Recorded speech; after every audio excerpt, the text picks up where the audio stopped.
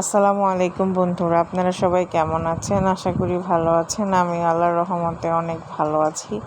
আজকে বানাচ্ছিলাম ডিম ডুবা। আপনারা খেয়েছেন কি না অবশ্যই কমেন্টে জানাবেন। আর এই ডিম ডুবা বানাতে আমি নিয়েছিলাম চালের গুঁড়ো, তারপরে পেঁয়াজ কুচি, মরিচ কুচি, ধনিয়া পাতা কুচি, তারপরে হলুদ গুঁড়ো, মরিচের গুঁড়ো, ধনিয়ার গুঁড়ো, জিরার গুঁড়ো, আদা রসুন পেস্টও দিয়েছিলাম। দিয়ে ডিম ডুবা যেহেতু 3টা ডিম দিয়েছিলাম, ডোর মধ্যে দিয়ে পানি দিয়ে আর একটু ফোলার জন্য দিয়েছিলাম বেকিং পাউডার দিয়ে সেটাকে ভালো করে ফিটিয়ে নিয়েছিলাম। নিয়ে একটু রেখে দিয়ে কিছুক্ষণ সময় তারপরে কড়াইয়ের মধ্যে তেল দিয়ে তেলটাকে গরম করলাম। একটু ডুবো তেলে আর কি ডিম ডুবোটা ভাজতে হয়, তাহলে দেখেন এই যে কীরকম ফুলে গেছে, এরকম ফুলে যাবে।